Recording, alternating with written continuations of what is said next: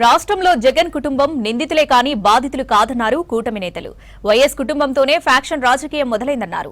సమాజానికి గొడ్డలి పార్టీ హానికరమని, ప్రజలు జాగ్రత్తగా ఉండాలని సూచించారు. మరోవైపు సీఎం చంద్రబాబు చెప్పుకోవడానికి ఏం లేక ఊకదంపుడు ఉపన్యాసాలతో కాలం గడిపేస్తున్నారని విమర్శించారు వైసీపీ నేతలు.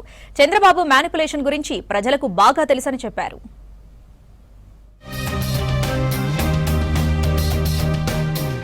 సమాజానికి గొడ్డలి పార్టీ హానికరం, గొడ్డలి పార్టీ నెవర్ అగైన్ అని అన్నారు సీఎం చంద్రబాబు. గొడ్డలి పార్టీ పట్ల ప్రజలు జాగ్రత్తగా ఉండాలని, ప్రజాస్వామ్యంలో ఆ పార్టీకి చోటు లేదని తెలిపారు. చిత్తూరు జిల్లా యాదమర్రిలో ప్రజావేదికలో మాట్లాడారు సీఎం. గొడ్డలి పార్టీ నేతలు కులాలు, మతాల మధ్య చిచ్చు పెట్టి రోజుకొక నాటకం ఆడుతున్నారని ఫైర్ అయ్యారు. తల్లి చెల్లికి న్యాయం చేయలేని వారు ప్రజలను ఏం చూస్తారని అన్నారు. కూటమి ప్రభుత్వం వచ్చాక ప్రజలు స్వేచ్ఛగా బతుకుతున్నారని చెప్పారు. కుటుంబ బంధాలపై గొడ్డలి వేటు, తల్లికి చెల్లెలికి ఆస్తి అంటే వాళ్ళకి ఇవ్వకుండా వేధించడం విన్నారా మీరు ఎప్పుడైనా? అలాంటి తల్లిని చూడని బిడ్డలు మిమ్మల్ని చూస్తారంట. వాళ్ళ చెల్లిని చూడలేకపోతే నిన్ను చూస్తారని అడుగుతున్నా నేను. రాష్ట్రంలో ప్రతి ఒక్కరికి నిద్ర లేకుండా చేశారు, ప్రజలకు నరకం చూపించారు. కడాన నన్ను కూడా ఏం చేశారో చూశారు. ప్రధాని మోదీని కలిశారు కేంద్ర మంత్రి రామ్మోహన్ నాయుడు. కుటుంబ సమేతంగా మోదీని కలిశారు. ఈ రోజు తమ కుటుంబానికి జీవితాంతం గుర్తుండిపోయే ఓ భావోద్వేగ క్షణమని ఎక్స్ లో పోస్టు చేశారు. ప్రధాని మోదీ అసాధారణ వ్యక్తిత్వం, ఆప్యాయత తమ కుటుంబంలోని 3 తరాలను ఆకట్టుకుందన్నారు.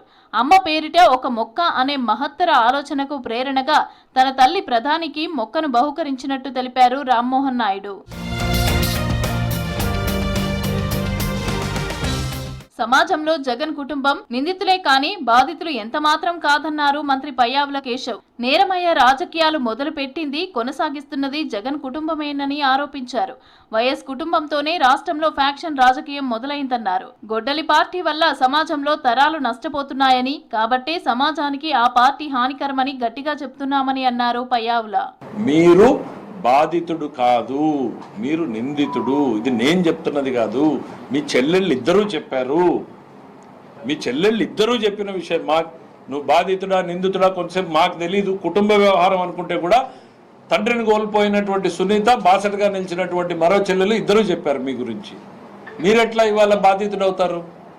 మీ వల్ల సమాజం, మీ కుటుంబం వల్ల సమాజం బాధపడింది. ఈరోజు చంద్రబాబు అధికారంలోకి వచ్చి 2 ఏళ్లు అవుతున్నా చెప్పుకోవడానికి ఏమీ లేక ఊకదంపుడు ఉపన్యాసాలతో కాలం గడిపేస్తున్నారని విమర్శించారు మండలి ప్రతిపక్ష నేత బొత్స సత్యనారాయణ. చంద్రబాబు వ్యవస్థల మేనేజ్మెంట్, మ్యానిపులేషన్ గురించి ప్రజలకు బాగా తెలుసునన్నారు. చంద్రబాబు పరిపాలనలో ఏ ఒక్క వర్గమైనా సంతోషంగా ఉందా అని ప్రశ్నించారు బొత్స. ఇగో మేము ఇది చేసాం పేటెంట్ గా చెప్పుకునే ఒక కార్యక్రమం చెప్పానండి. ఎంతసేపు పబ్లిసిటీ పిచ్చి, ఆ పబ్లిసిటీ కోసం అందరు నిన్న ఈ మాటలు చెప్పి ఎంతకాలం మీరు ఈ ప్రజల్ని మప్పు పెట్టుకొని కాలం గడుపుదాం అనుకుంటున్నారు? మీకున్న ఈ ప్రచార మాంద్యాలు కొన్ని మాంద్యాలతో బుల్డోజ్ చేసి చేయడానికి ప్రయత్నం చేస్తున్నారు. ఎంత బుల్డోజ్ చేస్తే మాత్రం పేదవాడి కడుపు ఆకలి తెచ్చలేదు ఆ బుల్డోజ్. రైల్వే కోడూరు ఎమ్మెల్యే అరవ శ్రీధర్ శాసనసభ విప్ పదవికి రాజీనామా చేశారు. వ్యక్తిగత కారణాలతో ఈ నిర్ణయం తీసుకున్నట్లు తెలిపారు. సెక్రటేరియట్ లో డిప్యూటీ సీఎం పవన్ కళ్యాణ్ ను కలిసి రాజీనామా పత్రాన్ని అందజేశారు ఎమ్మెల్యే. తనపై వచ్చిన ఆరోపణలు, నెలకొన్న వివాదాలపై వివరణ ఇచ్చారు.